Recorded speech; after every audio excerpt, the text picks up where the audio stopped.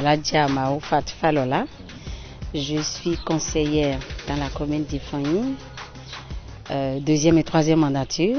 Je suis membre du bureau national du nouveau parti ISL. Je suis chargée des questions de genre au niveau du parti. Je suis aussi fermière. Je suis dans le maraîchage et je suis la présidente départementale des femmes maraîchères du plateau. Ainsi se présentait l'invité de ce nouveau numéro de votre émission hebdomadaire Chez moi, sur Guérit TV Monde. Avec elle aujourd'hui, nous allons parler du développement de la commune d'Ifani. Comment se porte aujourd'hui le conseil municipal d'Ifani? Voilà, le conseil communal se porte bien. C'est vrai qu'il y a des hauts, il y a des bas, il y a des quiproquos politiques, mais on gère. Étant donné que je suis la seule femme du conseil communal, il y a une souplesse. Quand bien même les hommes sont un peu durs à travers leur comportement vis-à-vis de moi, il y a une souplesse à la fin. Et ça me respecte beaucoup, ça m'écoute à la fin et on trouve toujours une solution, une bonne solution. Si bien qu'il y a l'équilibre. Et le maire, je le félicite, il a l'art de rassembler. Et je l'assiste et je l'accompagne. Parce qu'au niveau du conseil, je suis la présidente des affaires économiques et financières. Donc c'est le socle quand même de la commune.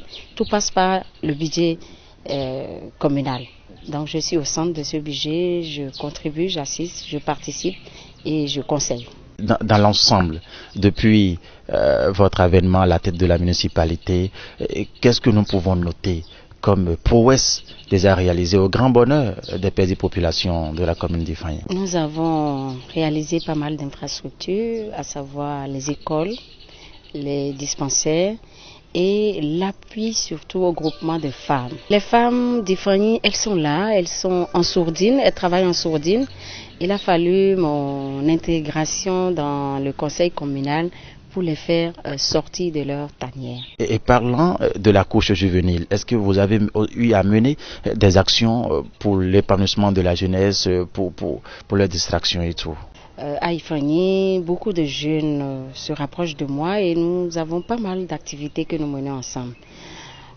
Concernant le sport par exemple, concernant l'évolution des jeunes fraîchement sortis le bac de l'université. D'abord le bac, l'orientation, qu'est-ce qu'il faut faire, des conseils à donner. Nous avons un creuset, nous avons un forum sur lequel nous discutons. Et tant que je peux, je les assiste. Et par rapport aux femmes aussi, il y a beaucoup de femmes dans la commune qui sont à l'université mais qu'on ne connaît pas. Donc j'ai mis l'accent aussi sur ça. Je me suis déplacée à Calavi. On m'a donné la liste des femmes, des étudiantes de la commune d'Ifani. Nous avons un forum et nous discutons. Dans l'ensemble, quelles sont les difficultés auxquelles le conseil communal d'Ifani est confronté aujourd'hui? Nous sommes à l'ère de la rupture, vous savez très bien, donc il y a des réductions. Nous avons eu la lettre de cadrage. Le gouvernement est en train petit à petit de se retirer pour permettre à la commune aussi de travailler, d'aller chercher leurs fonds propres eux-mêmes. Et c'est ce que nous sommes en train de faire. Il y a eu beaucoup de diminution du côté des subventions de l'État, mais nous sommes à la frontière quand même, je note, et c'est une chance pour nous.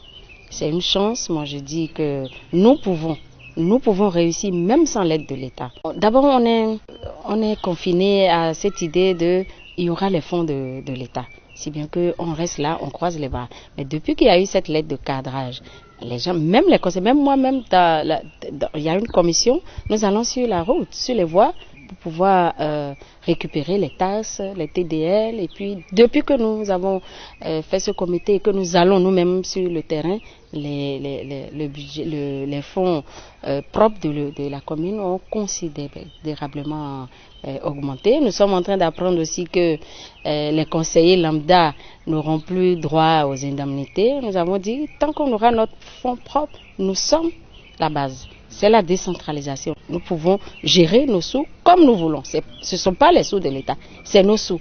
On peut dire au maire, bon, les conseillers qui sont là, l'État ne veut plus les prendre en charge, la commune peut les prendre en charge. Nos fonds propres peuvent les prendre en charge. Parlez-nous un peu des infrastructures routières. Qu'est-ce que nous pouvons retenir? Est-ce que la circulation des personnes et des biens, est-ce que c'est chose facile dans la commune d'Ifani? La commune d'Ifani, nous avons beaucoup de difficultés par rapport à nos routes. Nous essayons au niveau de la mairie de faire ce que nous pouvons, mais c'est lourd et nous sommes confiants, nous savons que chaque année, il y a une route, la voie qui quitte Aïta pour aller à Igolo, chaque année c'est obligé national, mais chaque année rien n'est fait. Cette fois-ci, le PAG, je pense, a pris ça en compte et nous a promis qu'il y aura cette bretelle-là qui sera bitumée. Nous attendons, nous souhaitons et nous prions pour que ça se fasse. Maintenant, dans les agglomérations, de temps en temps, la commune racle les axes principaux. Voilà. Et parlant de l'électrification, les localités, même si ce n'est pas dans son ensemble, la plupart de ces localités sont électrifiées. Je pense 2 à 3 arrondissements où ça flotte. Du Kokumolu, voilà un arrondissement où il y a eu les ténors de la commune d'Ifani. Ça, je ne comprends pas ce phénomène. Le village dans lequel moi je suis ici, à Sobé, aucun problème. Il y a aussi Sokou qui est enclavé, qui est très proche de Sakété. Là-bas aussi, il n'y a pas d'électricité. Sinon, dans l'ensemble, ça va. Quels sont les projets à court, à moyen et à long terme que El Hadja Maroufatou Falola est en train, en tout cas, d'envisager pour le développement de sa commune? J'ai toujours déposé sur la table du conseil communal, c'est une maternelle. Une maternelle dans mon village, inimaginable. On n'a pas de maternelle. Les enfants sont obligés d'aller jusqu'à Igolo à 2-3 km avant de placer leurs enfants, si bien que beaucoup sont à la maison. Et ça m'écoeure. Il y a 2 ans, on avait essayé quelque chose. Il y avait une classe qui était en ruine, on a essayé d'arranger. Et j'ai pris un maître et que j'ai payé toute l'année. Et l'année qui a suivi, j'étais essoufflée, je n'ai pas pu et nous sommes restés comme ça jusqu'à aujourd'hui. Les enfants sont à la maison. Donc mon projet phare qui me tient à cœur d'abord, c'est cette école maternelle et maintenant la prise en charge effective des femmes entrepreneurs de la commune d'Ifani. Vu l'évolution des choses dans la commune d'Ifani, en temps normal, El Hadja Maroufat devrait en tout cas être le chef d'un arrondissement de la commune. Mais dites-nous, sur ce plan, qu'est-ce qui s'est réellement passé? Bon, je sais qu'ils sont conscients eux-mêmes. Tout le conseil communal est conscient que j'aurais été à la hauteur de cet arrondissement. Ils savent que je peux gérer cet arrondissement. Mes raisons politiques, ils n'ont pas voulu me donner l'arrondissement parce que un vote, c'est un vote, c'est pas une nomination. Si eux, ils ne votent pas pour mon élection, c'est qu'ils ne veulent pas me voir. Je ne sais pas si c'est une crainte, je ne sais pas si je les fais peur, mais ils ont voulu donner l'arrondissement à mon suppléant. Même si je ne suis pas élu chef d'arrondissement, je me sens chef d'arrondissement. Il n'y a pas au conseil, il n'y a pas ce conseiller-là qui peut dire que non, Maroufa est en marge de l'arrondissement de l'Agbé. Et je lance encore un défi, que si c'est à refaire demain, si je vais aux élections demain, je serai élu. Et cette fois-ci, j'ai pris une autre, nous allons voir ce que ça va être. Maintenant, je prie Dieu pour que je monte encore d'un cran. L'arrondissement, d'accord, il y a la mairie, il y a l'assemblée. J'aspire à ces postes-là. Et je travaille pour ça. Donc, on verra bien. On verra bien. Pour finir, on va vous demander de lancer un appel à l'autorité suprême. Je veux parler bien évidemment du président de la République et tout son gouvernement au secours de la commune d'Ifani. Ce que moi, je voudrais dire d'abord au conseil communal, au maire Zanou, que je sais que c'est un monsieur qui a un cœur, d'être à l'écoute de la femme. La femme, vous savez, je ne vous apprends rien, quand elle veut, elle peut. Mais il suffit juste qu'on les aide un tout petit peu. Maintenant, à l'endroit du chef de l'État, j'avais dit à un journaliste la semaine dernière que si j'avais la possibilité de rencontrer le chef de l'État, je vais lui demander une chose. Une seule chose, c'est d'écouter les mamans.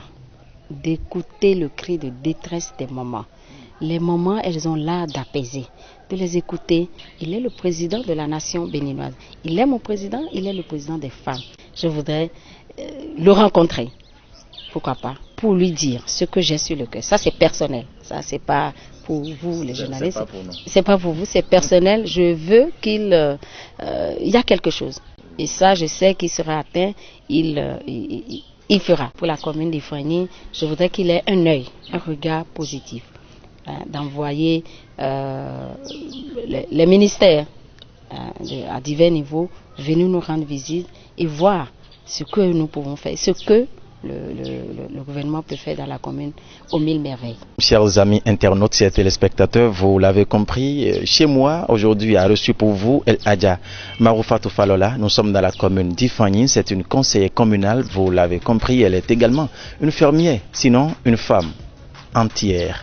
Merci d'avoir été des nôtres. Le rendez-vous prochain de votre émission chez moi, c'est la semaine prochaine. D'ici là, portez-vous bien. Au revoir.